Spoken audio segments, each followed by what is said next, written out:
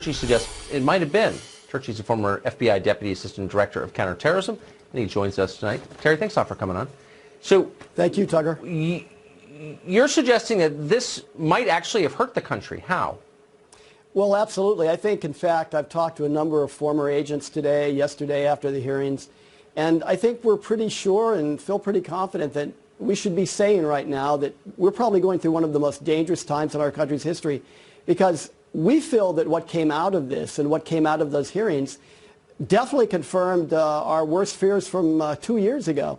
And that is, from all the pieces that came out and all the pieces that we've collected, we feel like the Democratic Party is the hostile intelligence service here, if you will, that targeted the president and wants to get him removed from office. And if there's anything that was in the purview of Director Mueller, it was to look at Russian influence in the 2016 elections. And in fact, he didn't do that. I mean, what he did is took facts from everywhere, and that entire report is trying to pin those facts around the idea, the theory that Donald Trump was in bed with the Russians. That is not the way you do an investigation. And today we sit, and yesterday when he concluded his testimony, he said, one of the real bad things here is they're going to do it again. Well, yes, they are, because he did nothing to stop it. And the FBI did nothing to stop it. And that's what really makes this different. The FBI's been compromised, and the facts are very clear. We don't know today if it's still compromised by the Democratic Party. And too many questions remain unanswered. We don't have time to go into all of them. But let me just give you one little piece of something that we look at when we do counterintelligence investigations like this. You always look at and you ask, who initiated a meeting in any kind of thing? Who initiated this meeting with, say, the target? And so let's take Trump Tower. They all are raving about that terrible meeting in Trump Tower.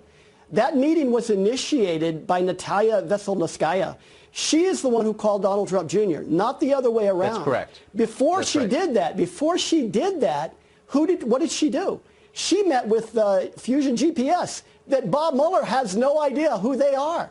I mean, I was crushed when I saw that. What did Glenn Simpson, the president of Fusion GPS, who had he met with before all of this? He'd met with Perkins Coie, the law firm that was representing the DNC and paying for and filtering money to Christopher Steele to write the dossier. The same law firm, by the way, that would not allow the FBI to get into the DNC network when we had the emails all hacked. This is awful. This is very obvious.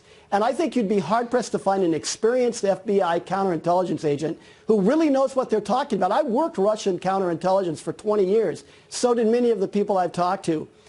This is not about Donald Trump. This is about the Democratic Party weaponizing intelligence agencies. I get it. Taking information they've known for decades as to how those people work, and in this instance, turning it against the president to get him removed from office. And that's what the resistance hear a former is. FBI official We're now going through the revolution that that we started in 1960.